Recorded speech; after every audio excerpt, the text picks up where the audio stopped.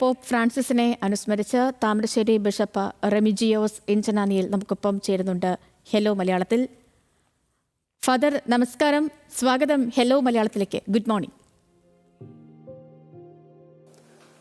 പ്രേക്ഷകർക്കെല്ലാം സുപ്രഭാതം. ഫാദർ, ഈ pop Francis അദ്ദേഹം ജീവിതത്തിലേക്ക് മടങ്ങി വരികയായിരുന്നു. പെട്ടെന്നാണ്, ആകസ്മികമാണ് വിയോഗം. എങ്ങനെ ഓർത്തെടുക്കുന്നു അദ്ദേഹത്തെ?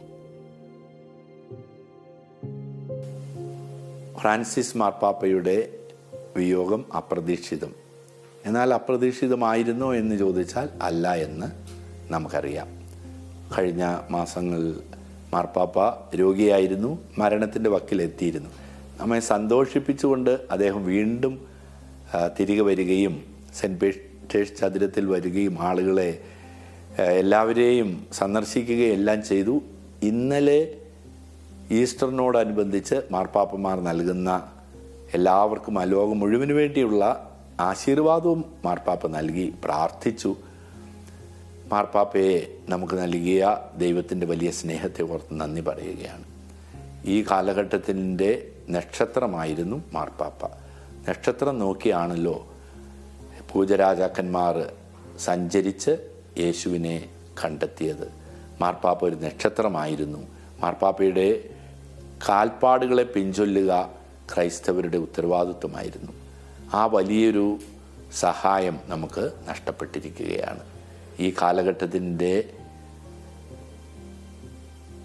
പ്രകാശം എന്നതുപോലെ വലിയ പ്രകാശമായി എല്ലാവർക്കും ചുറ്റിലുള്ള എല്ലാവർക്കും പ്രകാശം നൽകിയ പ്രഭയാണ് നഷ്ടപ്പെട്ടു പോയത്. എങ്കിലും നമുക്ക് ഓർക്കാം, മനുഷ്യർ മരിക്കണമല്ലോ.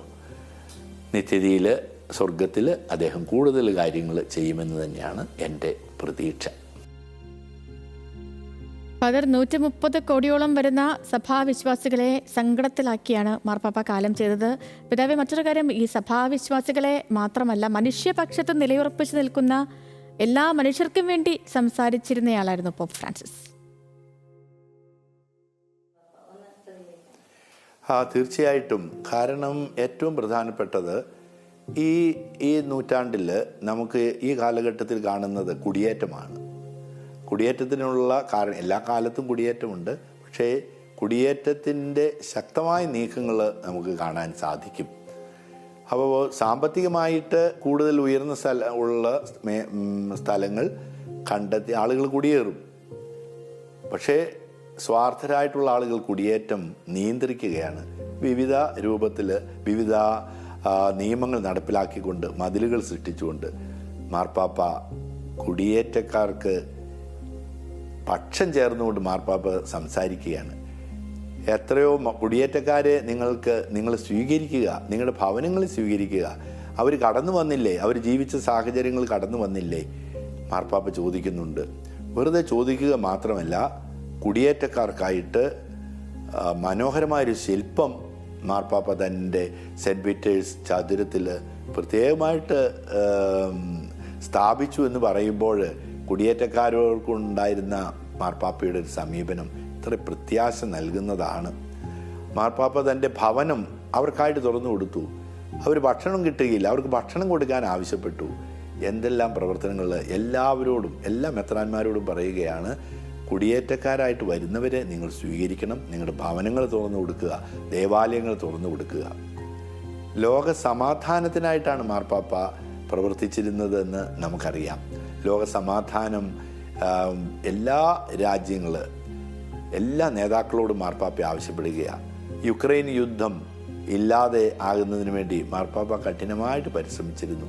പാലസ്തീന ഇസ്രായേൽ സംഘർഷത്തിലും മാർപ്പാപ്പയുടെ പ്രത്യേകമായിട്ടുള്ള താല്പര്യങ്ങൾ ശ്രദ്ധിക്കപ്പെടണമെന്ന് ആവശ്യപ്പെട്ടിരുന്നു. അവിടെ അത് കുറേയൊക്കെ ഫലം കാണുകയും ചെയ്തിട്ടുണ്ട്. മാർപ്പാപ്പ അങ്ങനെ സമാധാനത്തിന് വേണ്ടി പ്രവർത്തനങ്ങളെ ക്രമീകരിച്ചു. തീർച്ചയായും ഫാദർ, കാരണം അദ്ദേഹത്തിന്റെ അവസാനത്തെ സന്ദേശം പോലും ഗാസയ്ക്ക് വേണ്ടിയുള്ളതായിരുന്നു. ഈസ്റ്റർ ദിന സന്ദേശത്തിൽ പോലും ഗാസയ്ക്ക് വേണ്ടിയായിരുന്നു അദ്ദേഹം സംസാരിച്ചതുമൊക്കെ. പിതാവ്, അങ്ങ് പലവട്ടം റോമിലേക്ക് പോയിട്ടുണ്ട്, പോപ്പ് ഫ്രാൻസിസുമായി അങ്ങ് പലവട്ടം സംസാരിച്ചിട്ടുണ്ട്. അപ്പോൾ ഈ ഒരു വ്യക്തിപരമായ ബന്ധം എങ്ങനെയായിരുന്നു അദ്ദേഹവുമായി?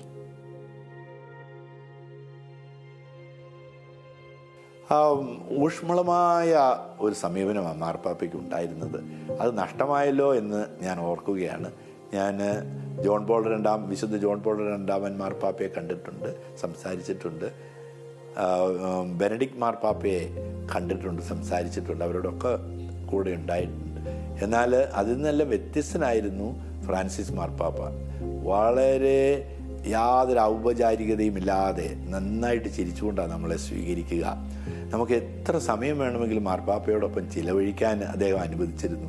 പക്ഷേ നാം സാഹചര്യങ്ങൾ നോക്കി അതിന് അധികം മുതിരാറില്ലായിരുന്നു. എങ്കിലും ഒരിക്കലും സംസാരം നിർത്ത്, ഇനി മാറ്, അടുത്തയാളെന്ന് ഒരിക്കലും പറയാറില്ലായിരുന്നു. അവർ എത്ര സമയം വേണമെങ്കിലും മാർപ്പാപ്പയോട് സംസാരിക്കും. നാം പറയുന്നത് മുഴുവൻ മാർപ്പാപ്പ സാഗൂതം ശ്രദ്ധിക്കുമായിരുന്നു. വളരെ ശ്രദ്ധയോടുകൂടി ആയിരിക്കും, അതിനെക്കുറിച്ച് ചോദിക്കും, അത് നല്ല ഉത്തരങ്ങൾ നമുക്ക് മാർപ്പാപ്പ നൽകുകയും ചെയ്യുമായിരുന്നു. അങ്ങനെ മാർപ്പാപ്പയുമായിട്ട് സംസാരിക്കുന്നത് വലിയൊരു സന്തോഷത്തിൻ്റെ നിമിഷമായിട്ടാണ് എപ്പോഴും എനിക്ക് തോന്നിയിട്ടുള്ളത്. പിന്നെ ഒരു മാനുഷിക തലത്തിൽ അദ്ദേഹം ഒരു ഔദ്യോഗിക സ്ഥാനത്തുള്ള വ്യക്തിയാണ്.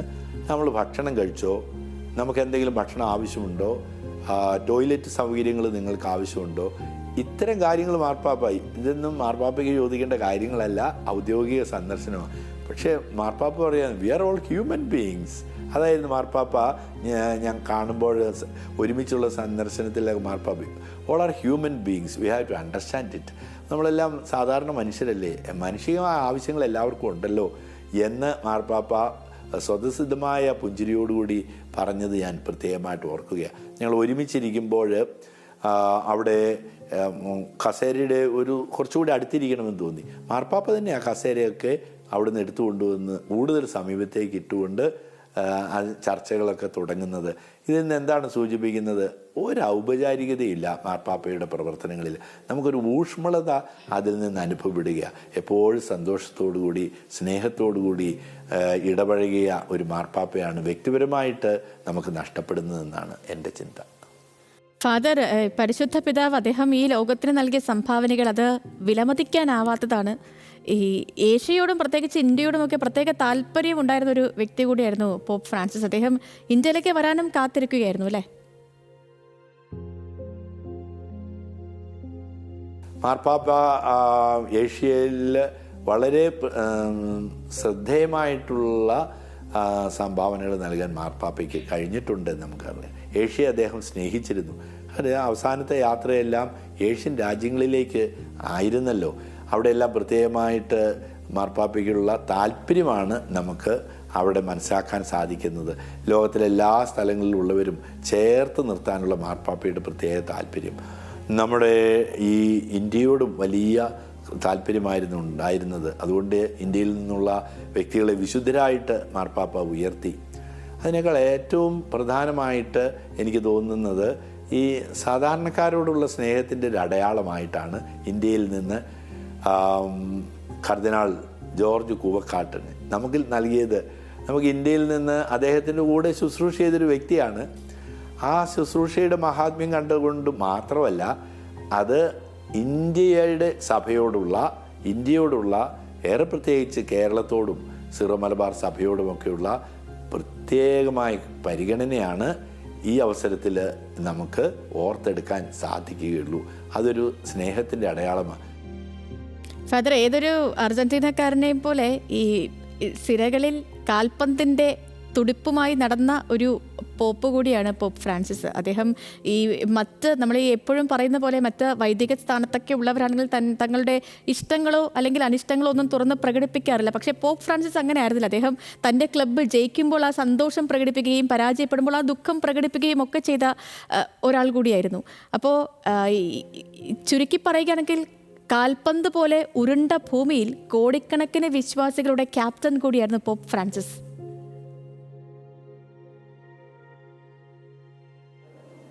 മാർപ്പാപ്പ സ്പോർട്സിനെ സ്നേഹിച്ചിരുന്നു. ഞാൻ നേരത്തെ സൂചിപ്പിച്ചില്ലായിരുന്നല്ലോ, എ സിമ്പിൾ ഹ്യൂമൻ ബീയിങ്. ആ മാർപ്പാപ്പ എപ്പോഴും പഠിപ്പിച്ചിരുന്ന കാര്യമായിരുന്നു B GLAAD, rejoice, radiate Joy. തൻ്റെ ചാക്രിക ലേഖനങ്ങളിലും പഠനങ്ങളിലും എല്ലാം ഈ ആശയം വളരെ ശക്തമായിട്ട് പഠിപ്പിച്ചിരുന്നു മാർപ്പാപ്പ. B GLAAD, rejoice, radiate Joy. എപ്പോഴും സന്തോഷമുള്ളവരായിരിക്കുക, സന്തോഷത്തിൽ ജീവിക്കുക, സന്തോഷം മറ്റുള്ളവർക്കായിട്ട് പങ്കുവെച്ച് നൽകുക. സ്പോർട്സ് മനുഷ്യനെപ്പോഴും സന്തോഷം നൽകുന്നതാണ്, സാധാരണ മനുഷ്യരല്ലേ. അതുകൊണ്ട് മാർപ്പാപ്പ അതിനെ സ്നേഹിച്ചു. അതാണ് ഒരു കടുത്ത യാഥാസ്ഥിതിക മനോഭാവമല്ല, മനുഷ്യനായിരിക്കുക, സാധാരണ മനുഷ്യരായിട്ട് നമ്മൾ ജീവിച്ചാൽ മതി എന്ന് മാർപ്പാപ്പ പഠിപ്പിക്കുകയാണ് ചെയ്യുന്നത്. ഒരാൾ എങ്ങനെയാണ് വിശുദ്ധനാകുന്നതിനെ കുറിച്ച് മാർപ്പാപ്പ പറയുന്നുണ്ട്. അതിനോടുള്ള സമീപനം നമുക്ക് കണ്ടാൽ, മാർപ്പാപ്പയുടെ സമീപനം നമുക്ക് വായിച്ചെടുക്കുകയാണെങ്കിൽ നമുക്ക് ഇതിൽ കൃത്യമായിട്ടുള്ള ദർശനം ലഭിക്കും. ഒരാൾ വിശുദ്ധനാകുന്ന ആരാണ്? ഒരു സന്യാസത്തിൽ ജീവിക്കുന്ന വൈദികരൊക്കെ വിശുദ്ധരാകുന്നു. മാർപ്പാപ്പ പറയുന്നത് ഒരാൾ ആരാണ്? കുടുംബ ജീവിതത്തിലെ മാതാപിതാക്കൾ വിശുദ്ധരല്ലേ? 5 or 6 മക്കൾക്ക് ജന്മം നൽകി അവരെ വളർത്തുന്നതിന് വേണ്ടി പരിശ്രമിക്കുന്ന നല്ലൊരു അമ്മയുണ്ടല്ലോ. ഈ കുഞ്ഞുങ്ങൾക്ക് ഉദരത്തിൽ സ്വീകരിച്ചു അവരെ, ഗർഭകാലഘട്ടം, തുടർന്ന് കുട്ടികൾ നടക്കുന്നത് മുതിർന്നവരാകുന്നത് വരെ കൂടെ പിന്തുടരുന്ന ഒരു അമ്മ. കുഞ്ഞിന് പനിയുണ്ടാകുമ്പോൾ കുഞ്ഞിനേക്കാൾ വേദന അമ്മയ്ക്ക്, കുഞ്ഞിന് വിശക്കുമ്പോൾ കുഞ്ഞിനേക്കാളും വിശപ്പ് അമ്മയ്ക്ക്, കുഞ്ഞിന് മാനസിക സമ്മർദ്ദം ഉണ്ടാകുമ്പോൾ അമ്മയ്ക്കാണ് മാനസിക സമ്മർദ്ദം. സ്കൂളിൽ നിന്ന് കുഞ്ഞു തിരിച്ചു വരാൻ വൈകുമ്പോൾ തീക്ഷ്ണമായ പ്രാർത്ഥനയിലായിരിക്കുന്ന അമ്മ. അതോടൊപ്പം തന്നെ കുഞ്ഞുങ്ങളെ ശ്രദ്ധിക്കുമ്പോൾ ഭർത്താവിനെയും ആ കുഞ്ഞുങ്ങളോടൊപ്പം തന്നെ അതേപോലെ ശ്രദ്ധിക്കേണ്ട ഒരമ്മ. ഈ ഒരമ്മ വിശുദ്ധയല്ലെങ്കിൽ പിന്നെ ആരാണ് വിശുദ്ധ എന്നാണ് മാർപ്പാപ്പ ചോദിക്കുന്നത്. കണ്ടോ, മാനുഷികമായ സമീപനം. സാധാരണക്കാരനായൊരു വ്യക്തി ഫുട്ബോളിനെയും സ്നേഹിക്കുന്നു, കലകളെയും സ്നേഹിക്കുന്നു. അതാണ് മാർപ്പാപ്പയുടെ ശൈലി. നമുക്ക് പിന്തുടരേണ്ടതും ആ ശൈലി തന്നെയാണ്. യെസ് ഫാദർ, അതുപോലെ തന്നെ മറ്റൊന്ന്, എനിക്ക് തോന്നുന്നു സോഷ്യൽ മീഡിയ ഒക്കെ ഇത്രയധികം ഉപയോഗപ്പെടുത്തിയ മറ്റൊരു പോപ്പ് ഉണ്ടായിരിക്കില്ല. 10 മില്യൺ ഇൻസ്റ്റഗ്രാം ഫോളോവേഴ്സൊക്കെ ആയിരുന്നു പോപ്പ് ഫ്രാൻസിസിന്. മാർപ്പാപ്പ തീർച്ചയായിട്ടും വത്തിക്കാൻ എപ്പോഴും മുൻപേ പറക്കുന്ന ഒരു പക്ഷി തന്നെയാണ്. സാമൂഹിക മാധ്യമങ്ങൾ ഏറ്റവും സജീവമായിട്ട് പ്രയോജനപ്പെടുത്തിയിട്ടുള്ളത് കത്തോലിക്ക സഭയാണ്, മറ്റേതൊരു സംവിധാനങ്ങളെക്കാളും. ഇപ്പോൾ അത് കൂടുതൽ മുന്നോട്ട് പോയിട്ടുണ്ടാകും. എങ്കിലും ആദ്യമായിട്ട് റേഡിയോ, അത് വത്തിക്കാനിൽ നിന്ന് റേഡിയോ ഉണ്ടായിരുന്നു. പ്രിൻ്റ് മീഡിയ വളരെ സജീവമായിരുന്നു. ഇപ്പോൾ മോഡേൺ കമ്മ്യൂണിക്കേഷൻ സംവിധാനങ്ങളും ഏറ്റവും സജീവമായിട്ട് മാർപ്പാപ്പയോടൊപ്പം തന്നെ സഭയുടെ ഒരു ശൈലിയാണത്. അതിൽ മാർപ്പാപ്പ മുൻനിരയിലായിരുന്നു പ്രവർത്തിച്ചിരുന്നത് എന്നുള്ളതാണ് ശ്ലാഘനീയമായിട്ടുള്ള കാര്യം. പിതാവേ, ഇനിയുള്ള ചടങ്ങുകളൊക്കെ ഇനി എങ്ങനെയാണ്? ഇനി അദ്ദേഹത്തിൻ്റെ ഈ സംസ്കാര ശുശ്രൂഷകൾ, ഒപ്പം തന്നെ പുതിയ പോപ്പിനെ തിരഞ്ഞെടുക്കണം, അതിനുള്ള ചടങ്ങുകൾ അതൊക്കെ എങ്ങനെയാണ്? മാർപ്പാപ്പയുടെ ഏറ്റവും പ്രധാനപ്പെട്ടത് മാർപ്പാപ്പയുടെ മൃതസംസ്കാര ശുശ്രൂഷകളാണ്. അത് മാർപ്പാപ്പ അതേക്കുറിച്ച് വ്യക്തമായിട്ട് പറഞ്ഞിട്ടുണ്ട്. തൻ്റെ മരണം അടുത്തെത്തിയെന്ന് മനസ്സിലാക്കിക്കൊണ്ട് മാർപ്പാപ്പ പറഞ്ഞിട്ടുണ്ട്, ലളിതമായിരിക്കണം തൻ്റെ മൃതസംസ്കാര ശുശ്രൂഷകൾ. വളരെ ദിവസങ്ങൾ നീണ്ടുപോകാൻ പാടില്ല. മൃതസംസ്കരിക്കുന്നതിനുള്ള പെട്ടി അത് ഏറ്റവും ലളിതമായിട്ട് ക്രമീകരിക്കുന്നതായിരിക്കണം. അതോടൊപ്പം തന്നെ വലിയ ആർഭാടങ്ങളോ ആഘോഷങ്ങളോ ആവശ്യമില്ല. തന്നെ സംസ്കരിക്കേണ്ട സ്ഥലവും മാർപ്പാപ്പ കൃത്യമായിട്ട് നിർദ്ദേശിച്ചിട്ടുണ്ട്. ഇനി മാർപ്പാപ്പയുടെ മൃതസംസ്കാര ശുശ്രൂഷകൾക്ക് നേതൃത്വം നൽകുകയാണ്. ഉടൻ തന്നെ അടുത്ത പടി പുതിയ മാർപ്പാപ്പയെ തിരഞ്ഞെടുക്കുന്നതിനുള്ള ക്രമീകരണങ്ങളാണ്.